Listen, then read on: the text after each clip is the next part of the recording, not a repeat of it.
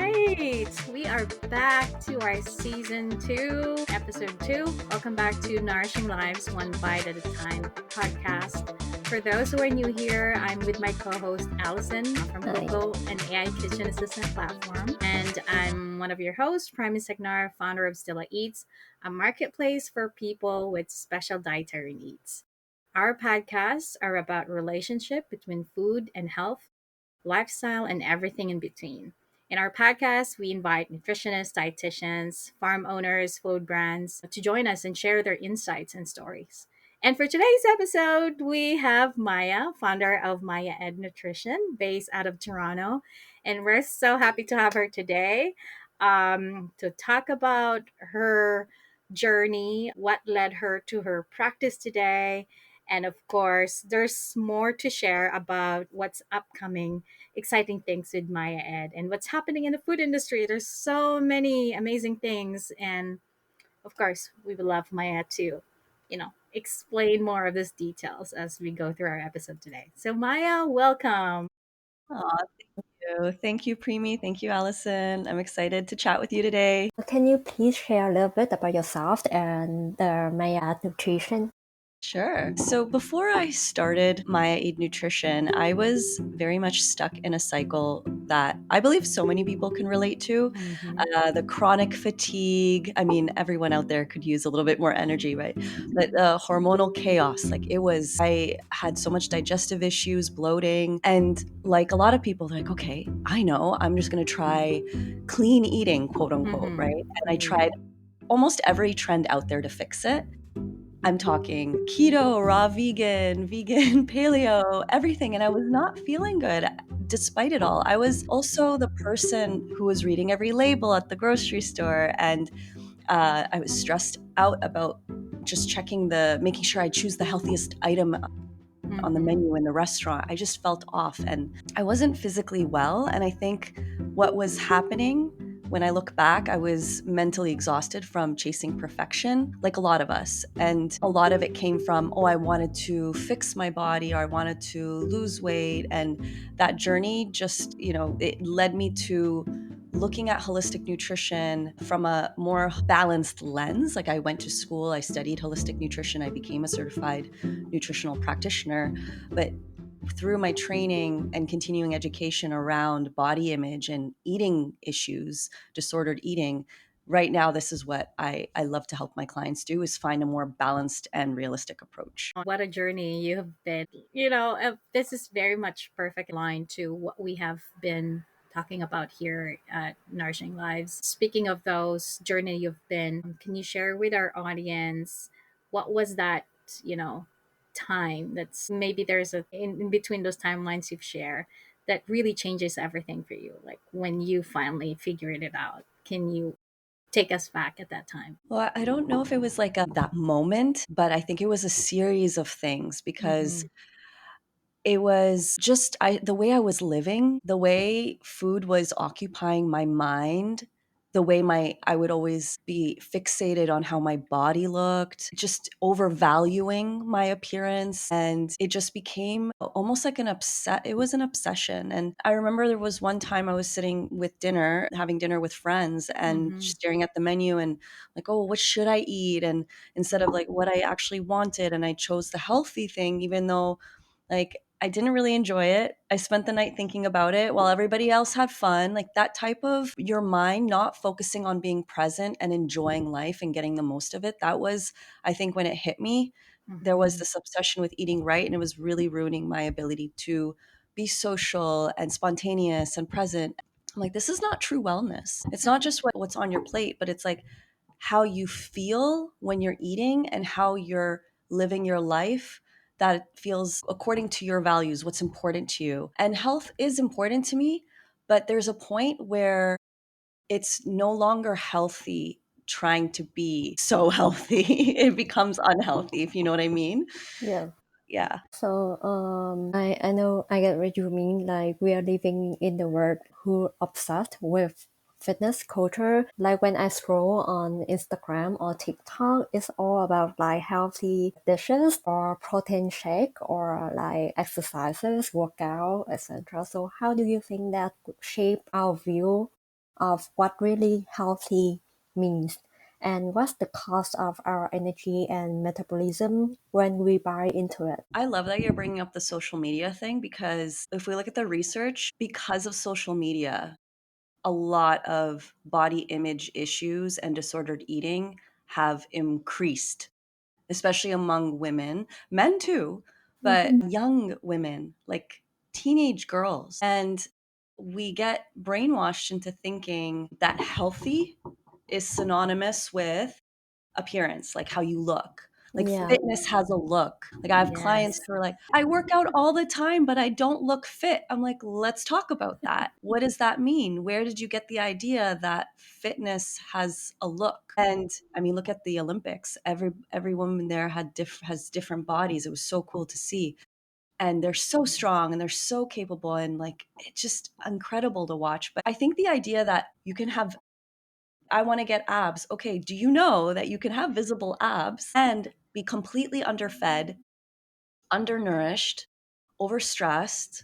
A lot of the time, the women that I work with who might have low body fat are always anxious and have digestive issues. So when we're chasing the aesthetic, we're Mm-hmm. often ignoring the cost, like low energy, disrupted hormones. I have clients who don't have stable periods, and we need that as a healthy, functioning woman. We need healthy body temperature. We need good deep sleep. We need strong digestion, a quick metabolism. And the truth is, the health is really how you feel, not just how you look. And if this lifestyle leaves you tired, anxious, and hungry, that's not wellness. And I always say, you know, if your dream body is a nightmare to maintain, then is it really your dream body? Is it really worth pursuing if it comes with such a cost like that?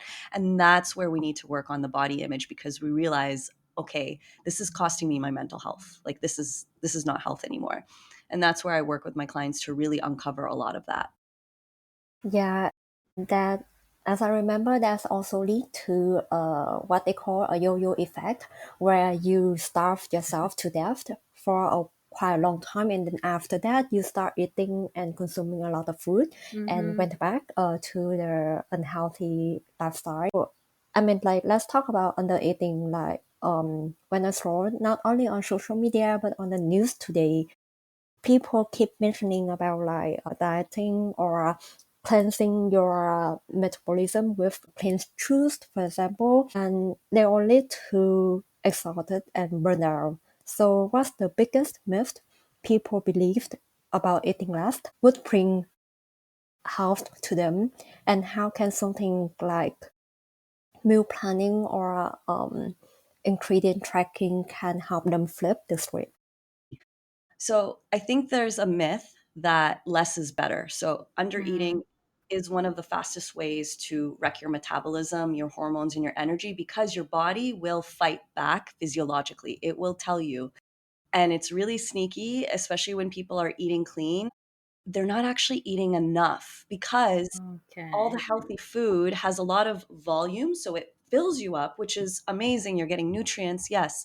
But they're usually, when they're eating too clean, they're missing out on nutrients. It's very, very often I see clients who are like, I'm eating so healthy, but they're actually nutrient deficient because they're not allowing themselves a variety of food. So I think, something when you're talking about ingredient tracking or meal planning, I think that can help when you're trying to reveal the gaps you didn't know were there. Like if you actually put your food into a weekly planner, and it can tell you how much of each ingredient you're getting and where you might be low, that can be very helpful. And be like, oh, you know what? I'm actually really low in B vitamins or vitamin C or something. Okay, I'm going to add some of this type of food to help with that. And then meal planning is really nice because it ensures that you're eating enough, especially protein, because so many women are under consuming without realizing it. And I think something like that, when I work with clients and they're telling me all of these symptoms, it's like, okay, let me look at your 3-day food journal. Let's just see what you're eating. And when I actually look through it, I'm like, oh my gosh, no wonder they're feeling like crap. They're not eating enough. And then on the weekend they like binge eat or they overeat at night or something, because your body is literally screaming for nutrition and energy. So like that's probably why they also don't see results for weight loss, is because they're trying to restrict their calories for so long, and then there's a point where your body is just screaming, I can't do this, and it fights back and it tries to tell you in other ways. So, poor sleep, poor recovery, anxiety, feeling like kind of obsessed about food. Like if you can't stop thinking about it, odds are you're probably not eating enough of it. That's true. Or you're skipping too much of the stuff that can actually be really good for you. Like a lot of women think, oh, you know what, I'm just eating too many carbs.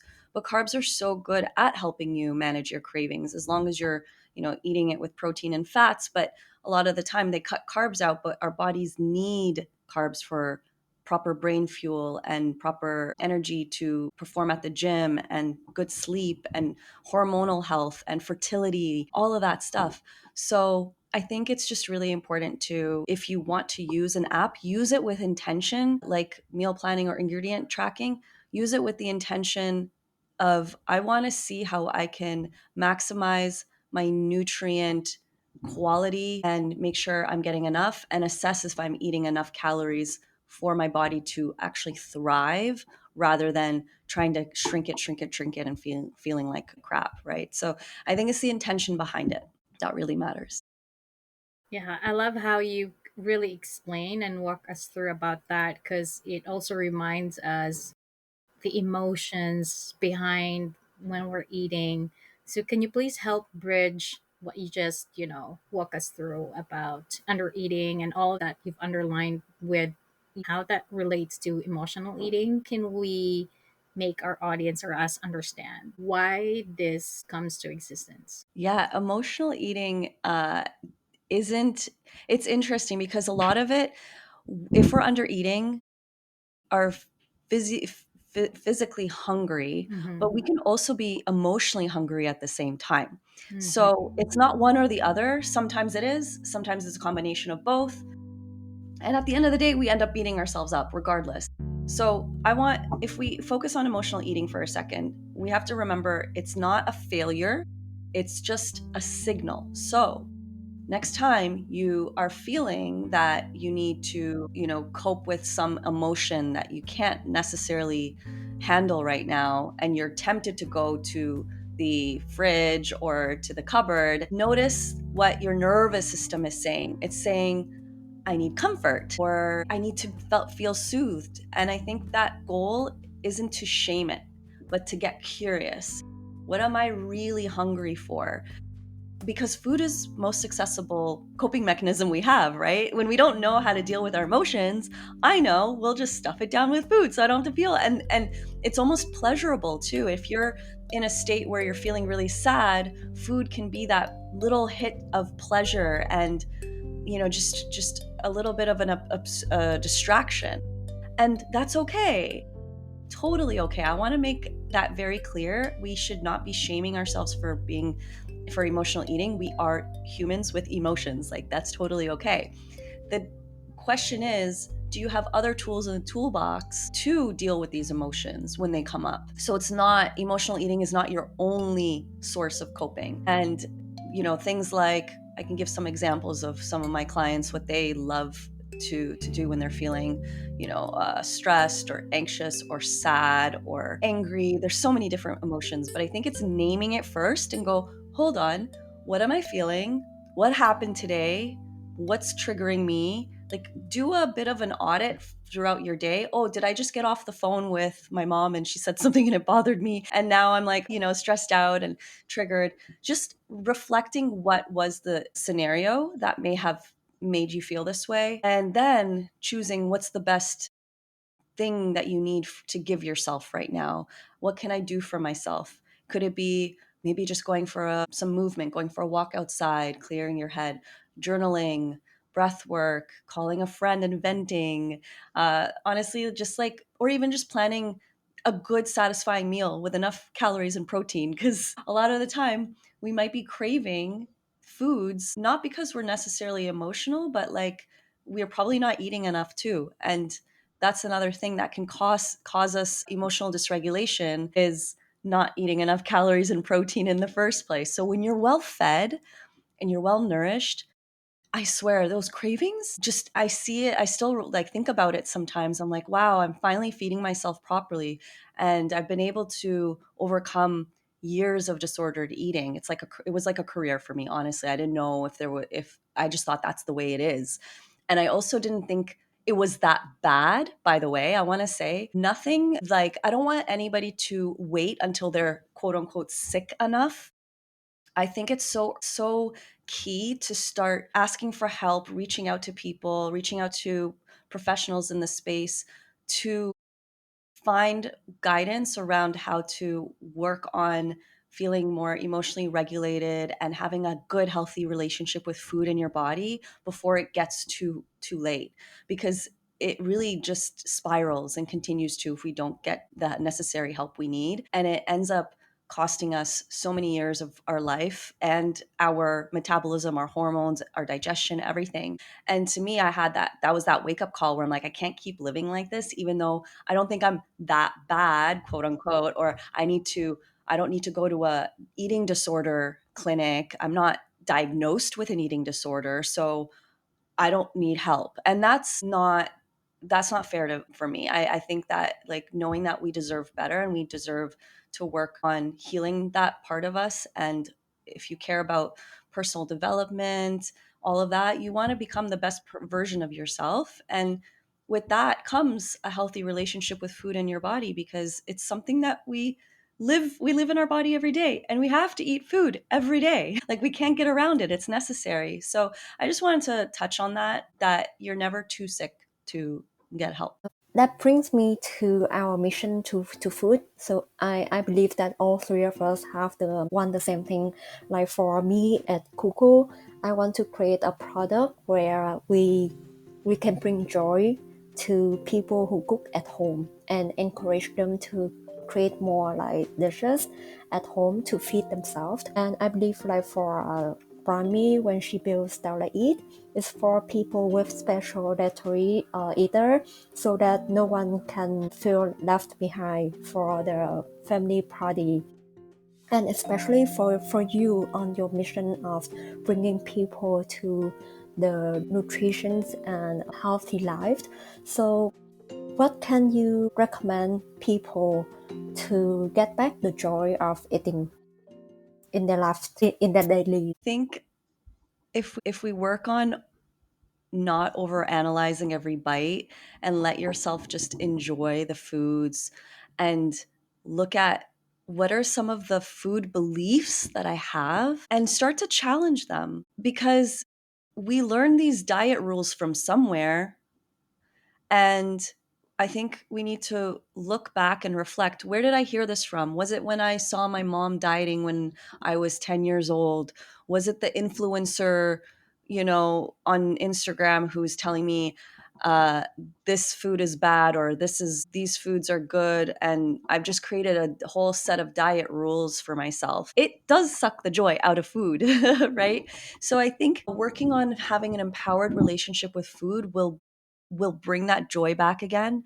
And in order to do that, it's learning how to A, trust your body again, and B, connect with the signals that your body is telling you. So things like honoring your hunger when you're hungry, not trying to go, I'll just have a Diet Coke, I'm hungry, or I'll just drink a bunch of water and chew some gum, because that's what we do. We are like, oh, I can't be hungry.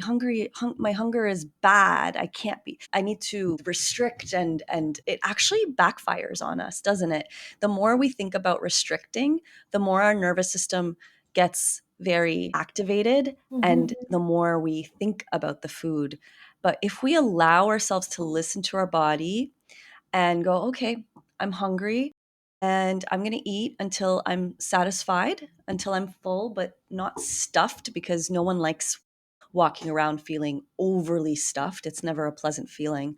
But knowing, okay, this feels good. And when you're enjoying the meal, like really savor it, mindfully eat, enjoy the flavors, the textures, the temperature, the smell, all of that. And tune in as much as you can. I get there's probably some people here listening and they're, mothers with and parents with children, and it's hard to mindfully eat. So do the best you can where you're just tuned into what you're eating as much as possible. But for the most part, I think that's how you can start to bring joy again, and allowing yourself some flexibility so you're not restricting, but you're still including foods that you love in your diet. And I believe that you can still eat healthy and it could still be satisfying, but the satisfaction is the key, right? How can you make these dishes that are healthy, very nutrient dense? How can you make them tasty so that you're actually wanting to eat them? Because I think a lot of people come with the idea that, well, if I work with Maya, she's going to give me these like boring meal plans or something, and I'm going to have to eat so healthy and it's not going to taste good. And I'm like, no, no, no, no, no. That's your old diet mindset. You think that's what it's going to take for you to be healthy is eating that way. And I'm not at all that type of nutritionist. Um, I really work on helping people find their preferences around food and seeing how we can create more balance so that they can enjoy it, but still feel like they're reaching their goals and they're helping themselves just in like they can see themselves eating this stuff this way for years. So I can actually see myself eating like this it's very sustainable. And that's how you've hit the jackpot. You're like, okay, I enjoy what I'm eating. It's helping me meet my goals and I don't feel deprived. And that's how you bring that joy back into your eating behaviors. I love this joy of eating because honestly, for me, I've struggled with shedding off excess weight after pregnancy and it stayed with me for years. I understand, like, you mentioned earlier how, movements can actually help those days, the stubborn weights that we have in our body, and spending some time to understand, like, am I emotionally eating, or just check in, am I really hungry, or there's someone that I just need to talk to just to vent out. I love all of that. And so far, we have been talking a lot so much about how our nutrition really tied up in our own personal experience. And I loved what I've learned about you so far is that you actually do personalized nutrition coaching. And I'm so excited to learn more about that. And if you can, help us understand, especially for our audience and listeners, you've already touched on some points, but can you give us like some highlights of the programs that you do offer with your nutrition coaching? I don't know, it's hard to keep healthy habits. It sounds great when it's on your PDF and you're trying to follow it, but to be able to stick with it and, really go through the process, it's going to be a day by day process. It's not an overnight, but I would love for you to talk about your successes with your clients. So encourage our listeners out there. Yeah, I can definitely talk a little bit about my coaching. So, I do have a one-on-one coaching program, and that is something that a lot of women love to have that personalized touch with me and very high level touch points. We're working through having them understand the way their body works and really fill in the gaps of knowing what to eat, because I think a lot of my clients come in and I'm like, you already know what to eat. I know that you know what's healthy and what that you don't need that type of coaching. What you want is to change your behaviors around food and how you approach your thoughts about food and your thoughts around your body. So the one-on-one program is really good for that. And there's also Build Your Balance Blueprint, and that's a small group coaching program, which I open up like a couple times a year. But right now, might be opening it up in the summertime. There is a online, you could get on the wait list for that on my website. But right now, mostly it's one-on-one coaching, and I really help women dissolve that fear of weight gain and overcome the thoughts and the unhealthy food behaviors and really step into more self-compassion, because we could be so critical of ourselves, right? They're like, oh, I have no 100%. control. Yeah, I'll never fix this. This is how my body is just going to look. I'm like unworthy. It's just so much of this inner critic. And Mm-hmm. I think the big part of my coaching is helping clients cultivate a compassionate inner voice and reminding, that this is important when food and body image struggles arise. It's like imagining your inner child needing that care, right? Like you're reaching for food maybe because you're feeling lonely, or you're judging your body because you want acceptance. So I think it's really important to learn how to cultivate self-compassion and asking yourself, what do I really need right now? On top of that, in my coaching, it's a lot of nervous system work, like looking at our emotions and connecting that to, experiences that happen through that day that might shut us down or numb us or overwhelm us. And guess what? That's going to lead to unhealthy eating behaviors like binge eating or restrictive eating or mindless eating. So I think it's really important to get to know your body. And that's what I like to work on with my clients, is a lot of that. I can go on and on, but you can also check out on my website the programs that I have for one-on-one coaching and see what resonates with you. All right. I've loved so much about this topic that we're having. I know we're towards the end of our episode today, but if I may share also on my end, I've recently, I was mulling over this topic about emotional eating, and all that we have discussed today reminds me of my journey as well when I was a kid, when, you can't help Asian parenting style. It's so different. Sometimes we get punished for food, and I felt like I unknowingly did that to myself, that I took punished food because I didn't do well. If I do well, I get rewarded for it. So now I've also have some understanding as to why, where these behaviors were coming from. Like you said, this nervous reset system has something to do how we're growing up, our relationship with our food. I'm so grateful that we are having this conversation and really be raw and vulnerable. So if there's any insight you would leave to our listeners today, I'd love to you to help us wrap up this episode. I think how to spot diet culture. So diet culture is a very sneaky set of beliefs that equates your worth as a person with your body size. So, how healthy you appear is how worthy you are, right? And this idea that smaller bodies are automatically better or more disciplined, Mm-hmm. and that achieving that ideal weight, it's the ultimate goal in life. No matter what cost, it's like, I'll be happy when I lose weight. Then I'll start dating. Then I'll, fit. I need to fit into my wedding dress, or I'll have to get that, like, I can get that job this way, all that stuff. That's not to say that we don't live in a culture that glorifies that. And it's really sad. And this is where we need to all stand up and say, like, no more. Because diet culture, who profits off of this? Diet culture, right? All these, rules, restrictions tell us good foods and bad foods, and really ignoring our hunger. It's not about health. And like Primie, you were saying, you're like, wow, the way I coach, it's not about food. I'm a nutritionist and I talk about food, but it's actually, when my clients work with me, they're like, wow, I think it's so interesting that we haven't really talked about food, because that's not what it's really about.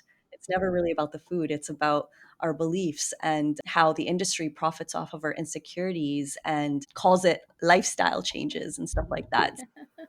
What's happening is, and the insight here is that what I want women to do, to learn, is how to reconnect with their bodies, because after so many years of being brainwashed by diet culture, it really disconnects us from our bodies. And we're following these arbitrary rules, and we don't actually know how to listen to our body. And it's so amazing when you're so connected to it. You're like, oh my God, it's always trying to talk to me. And I don't have to feel like I need to fix it. I just need to work on my self-compassion, my confidence within myself, and really, really take care of myself. Like, take responsibility and show up and honor my body and respect my body. And that's where that true freedom lies. Breaking up with diet culture and reconnecting with what our bodies really actually need. Well, I can feel that to my bones. Yeah, it's just, it actually unravels past emotions, and it's like regression. Thank you so much for bringing that up. Thank you. Of course, of course. I just see how on the other side of this is really transformational. Like, women are out there, when they're doing this work, they don't realize what they're expecting after, but it's like promotions, feeling sexy in their body for the first time, even though their body hasn't necessarily changed. They're wearing clothes that they would never dare wear. They'll message me saying, I divorced my ex-husband because he had body image issues he was projecting onto me, and it was making me feel not worthy. And really what I needed to do was just cut the relationship off. Like sometimes they're having to cut off toxic relationships in order to, step back into their own sense of worth again, and realize, like, I'm not hanging around the right people. A lot of diet culture talk, body image, just not healthy to be around people like that. So there's just so many cool things that I see when the transformative power of working on your body image. It's not woo-woo, it's not BS. Like, there's so much science behind body image, having a healthy, positive body image, because when you have that great perception around your body, or maybe if you're having a bad body image day, you know how to navigate it so you don't get set into a spiral. That's where, like, life just gets better and you become more confident in yourself. And that's true health, I believe, when we're not fixated so much on all of this and just, like, living our life, like actually joyfully living our life the way it's aligned to our values. That's what I really want to take away for a lot of the women out there who are, like, maybe apprehensive and think that they're letting themselves go, quote unquote. It's not. You're actually getting your life back, letting go of the insane control you've been stuck in, and actually feeling more in control in a healthy way because you trust yourself again. That's why I love to do what I do. Thank you so much for your time, Maya. We can't wait for we're going to talk about the science of everything. Love the research because there's like gut biome and all of that. So I'd love to understand more of that as well, because they say your gut is also your second brain, and definitely that tells you emotional eating and all these disorders, right? Yeah, Yeah. totally. This is the end then. Can you please plug away? Where can people find you? Your website. You already mentioned about your programs earlier, but please plug away, and your social media handles, and yeah, what's Sure. coming up. If you want, I think the best is just follow me on Instagram, Maya_nutrition. Send me a DM. I like to just, connect with everybody. You can also check out my website, mayaeid.com, MAYAEID.com. And you'll see a list of my services, blogs that I feel like can really help you. I have a freebie on my website to help you eat more balanced without the obsession. And a bunch of other cool stuff. So, yeah, you can connect with me there. All right. Thank Thank you, you. Maya. Thank you so much. Thank This has been you. wonderful. And to all our listeners there, please do check out mayaed.com. And if you haven't followed her yet, please do follow her. Love Maya. So transformative already, this conversation we had for the past few minutes. And we can't wait to get her back on our podcast episode soon. For those who are just tuning in to our podcast, we are Nourishing Lives one bite at a time. Please do check this out in all your major social media streaming platform. If you haven't checked us out yet, do give us a follow and message us if there's any topics you would like to discuss with us. Thank you so much, Maya. Thank you, Allison. This has been a Thank fun. you. Thank you. Until next time. Bye. Till next time. Bye.